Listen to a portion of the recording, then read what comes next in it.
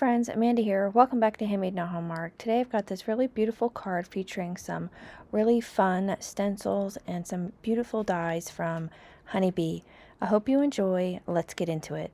The first thing that I wanted to get done on my card was my background because I wanted to give it a good opportunity to dry. So what I'm doing here is I've got a piece of heavyweight cardstock and I'm placing it in my MISTI, and I'm going to stamp down the Crackle background from Simon Says. I wanted to have some kind of interest in the background to go along with the stencil that I'm going to use later, and I really love this one. It's just kind of a nice filler.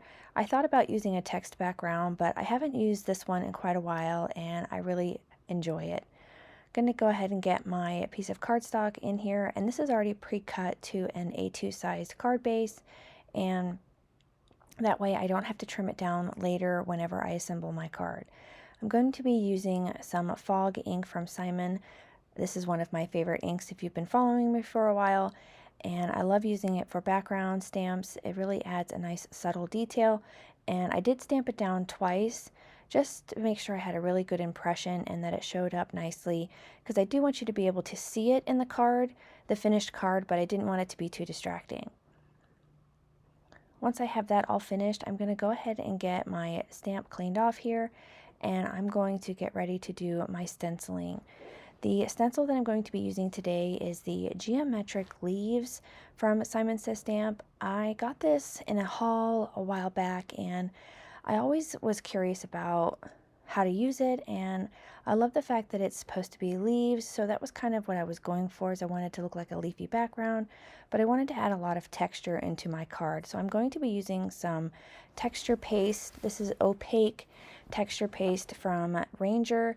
Mine is getting a little bit dried out. I haven't used it in quite a while. I haven't done a whole lot of crafting in quite a while. Been busy and kind of been in a creative funk, so it was really nice to get back into this. And I loved using a little bit of mixed media in my card today, and I love this texture paste a lot, and I'm glad that I pulled it out and noticed that it was starting to dry out, so I definitely have to order some more. I'm going in with iced spruce. I wanted to have kind of like a muted green. At first it looked a little bit gray, but once it dries completely, it does kind of have that nice bluey green in the background. I do love how this looks in the end. I loved this background. This was kind of an experiment. I filmed this experiment before I actually created the card. So I kind of created this background and then built my card around it. This was a really fun way to get kind of back into crafting. So if you ever feel like you're getting into a creative block or you're not feeling very creative at all, just start making backgrounds. Kind of do something that you don't normally do, try some different things, and you can come up with something really neat like I did here. So just adding that paste over top of that stencil. I didn't want it to be perfect. I was very haphazard. I love that there's a few broken pieces, and I do love how this turns out. I'm going to set it off to the side to dry and go clean up all of my stuff, and we can get to work on the rest of the card. The main die that I'm going to be using today is the Lovely Layers Peony from Honeybee. I love all of the Lovely Layer sets from Honeybee, and I love how they have all of these wonderful guides to help you. They are really, really easy to put together. Just kind of go smallest to largest, or you do follow the guide for some of the more complicated ones like their birds or things like that. But I do love all of their Lovely Layer sets. They're so fun to play with, and one of my favorite ways to color these is to do ink blending. So all of my flower pieces are cut out using Bristol Smooth cardstock, and I'm going to be going over them with Distress Oxide inks. I've got Picked Raspberry, Kitsch Flamingo, and Spun Sugar.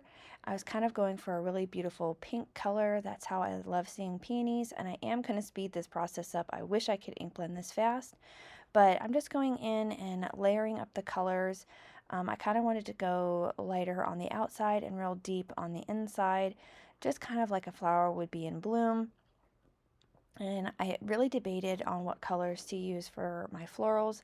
I have a tendency to lean more towards pinks when it comes to flowers. I know that flowers come in all variety of colors. I was really thinking that this would be really pretty as a yellow peony. I don't know if I have the right colors for yellow, but maybe I'll experiment a little bit and see how it looks as a yellow peony, because I think that would be very pretty. Again, just kind of going back and forth, and I'm taking each of those layers off to the side and kind of stacking them on top of each other just to see how they look with the ink blending. Do I need to go in and add a little bit more color here and there just to kind of test it? You can easily use colored cardstocks. I've done that in the past. You could use Copics. I've done all sorts of things. I'll link to a few videos where I've done different kinds of coloring of die cuts with the Honeybee's Lovely Layer sets. And the last piece here, this is the very final piece, and I wanted to add just a tiny bit of that picked raspberry at the bottom to kind of brighten it up. Once I have all of those layers done, I'm going to do the little buds. There's little tiny kind of blossom buds that you can color in as well. And I wanted to do 2 of those. I wanted to have a nice kind of little bundle of flowers. And again, I'm just going to speed through this process here. It's the same thing that I did before, starting with a darker color and working my way to the lighter one. I'm just using my waffle flower stencil mat here. It's a stencil mat, and I use it for ink blending because it really holds on well to the paper. And I think I might have to get the larger one because I use this so much that I just need a little bit more space. Next, I'm going in with a couple of green colors for all of the stems and the leaves. I was going to use the peeled paint color, but I ended up kind of liking the Rustic Wilderness, excuse me, sorry, I forgot which one it was, more than the other. So I just stuck with the Rustic Wilderness on the rest of the leaves, kind of started dark in the center and faded it out towards the edge of the leaves. And that will be all of my ink blending. I'll get all of my space cleaned up here. And then I slowed the process back down so you can see how to assemble these. Again, on their website, they have guides to help you with the layering. It is very simple. This one was particularly simple. You just line up the bottom edge on the first probably 3 or 4 layers. And then the top layers, there is another place that you can just line everything up. Again, going biggest to smallest. It is very simple.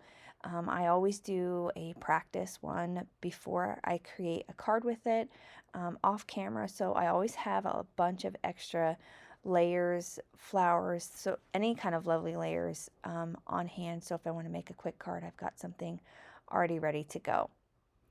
Again, just stacking those up, and you can see that the beautiful flower comes together wonderfully. I would love to know how they design these, how they come up with all the different layers, and how to make them eventually look like a flower or a bird or whatever else they have out there. I think they are so neat. It would be really neat to figure out how they, the process that they go through to create these. The last few layers here, and I love the different depths and all of the dimension. I try to use a heavier cardstock so you get that thicker dimension. You could use a thinner one and put foam adhesive, those sorts of things, but these do have a nice amount of depth and dimension to them. I think they are just so pretty, and I apologize for being out of focus here. I didn't realize that my camera didn't refocus on what I was doing a little bit further away. And again, with these little buds, it's just a matter of lining them up along the bottom and going largest to smallest. I think these ones are so pretty as well. I got a little confused on which piece was which. These first two pieces are so similar. There's just a tiny cutout along the top edge there, and then you go in with the rest of these buds. I have seen so many wonderful ideas using all of these lovely layers, some beautiful art pieces. I think that would be a really fun project to do. It may not be a card project, but you could easily make a beautiful bouquet of these flowers in, a glass shadow box or something like that. I think that would be a really beautiful gift. I think it would be a really fun idea to do as well. This last piece here goes along the bottom edge to kind of show the greenery that goes along with the flower bud, excuse me. and then I'm going to do the same process with the other bud. I'm going to work on my greeting now. I have got the thank you die from Simon. This is, I think, thank you on a line. I'll make sure I have the actual name in the description below as well as a link. And I am going to stack these up with 3 layers of cardstock. I've got just some heavyweight scrap white cardstock, and I have some of the new, I think it's the champagne or the rose gold metallic cardstock that Simon came out with in one of their more recent releases. And I just felt like this was a really pretty color, very soft, really nice soft gold, goes well with all of the soft colors I've got going on here. And again, I'm just stacking those up to create that dimension. You could easily add foam tape or just leave it flat, but I love adding dimension to my die cuts. If you've been following me for a while, you know that this is one of my favorite ways to, one, use up some of those scraps that you may not be able to use for much else, and to add that dimension. Next, I'm going to stamp a greeting on the inside of my card. This is just a top folding A2 sized card base. I believe this is Simon's 110-pound cardstock. And I am using the Get Well Soon sentiment set from Honeybee. And I'm going to stamp that down using that same ice spruce that I used earlier, just to bring a little bit more of that color back into the card. I really love kind of doing a lot of coordinating colors, making sure everything goes well together. And I just love this color. It's really nice, soft, and really, really beautiful. Gonna go ahead and stamp that down just a few times to get a nice crisp image. And I'm going to kind of set it off to the side so we can get to assembly of the rest of our card. And I just love how this turned out. I have done similar card designs with a grouping of florals, with a nice background, and a nice simple greeting. I think it's a really nice go-to to get back into, you know, crafting, those sorts of things. You know, if you're having a hard time, go back to a tried and true style or card design that you have done in the past that has worked really well, and it really does help, you know, kind of stick with what you know and just to get you back into it. Here I kind of fiddled quite a bit with the placement of everything. I knew I wanted to have the main blossom right in the center and have the greenery kind of coming around it. And at first I had this layout and it worked out great. And then I completely changed it. I put the greeting at the top of the card instead of the bottom. I usually put the greeting on the bottom of the card. I think a lot of my cards I do that, and I decided to switch it up and I moved it to the top of the card, and I think it turned out great. Gonna speed this part up just a little bit. It's just me placing down all of my items, and I am just gluing them down flat because there is a lot of dimension in the florals and the greeting already, and I didn't want the card to become too bulky. And I'm using the Barely Arts liquid adhesive.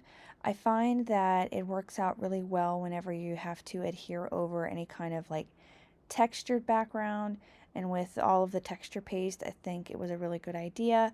I let it sit for a few minutes before I moved on, get my big floral placed in there, and then I have to fiddle yet again because I forgot where I put everything.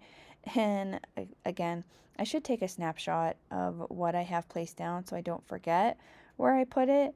That way I don't kind of get in a situation where I forget where I put things and then I get frustrated and I just want to give up. But I did, you know, I soldier on and I figure out the best placement. And I think if maybe I had done another blossom, it maybe would have evened it out a little bit, or had just done the one and the single blossom.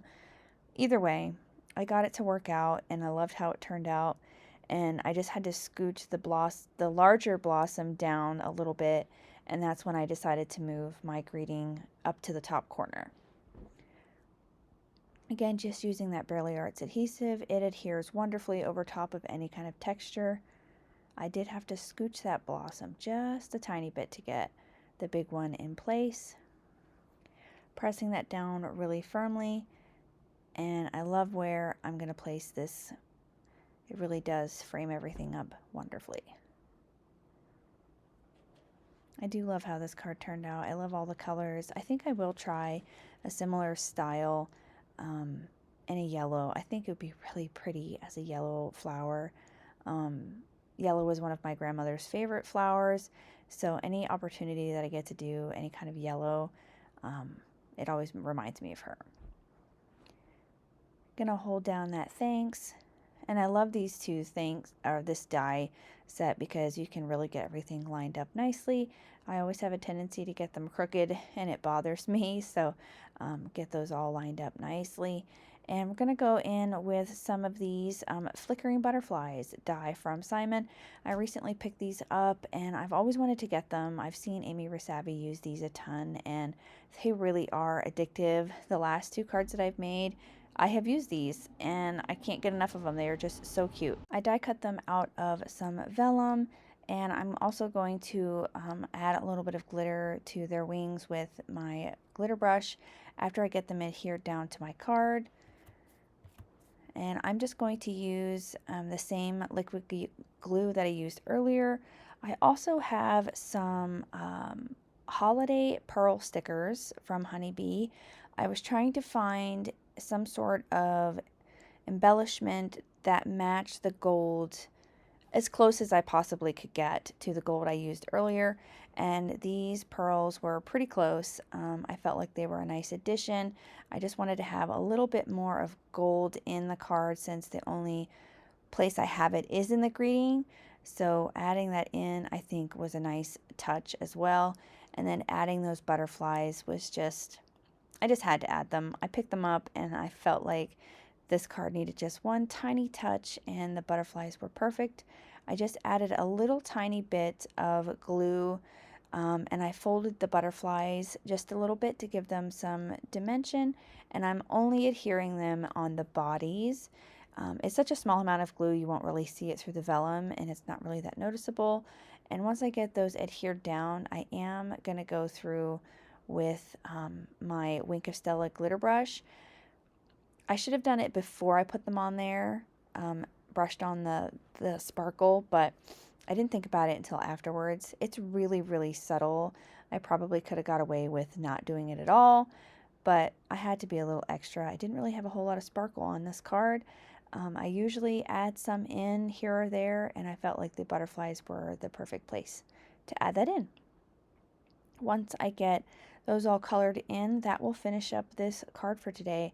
I'm really glad that you came by my channel and watched me create this beautiful card using some wonderful stamps and dies from two of my favorite companies. And I can't wait to share with you guys more cards. If you enjoyed this one, please consider hitting the like button and the subscribe to let YouTube know that you are enjoying the content that I do bring to you. And again, I do really appreciate all of your support, your likes, your subscriptions, and all of those wonderful comments. I hope you all have a wonderful rest of your day, and I will catch up with you again real soon. Bye.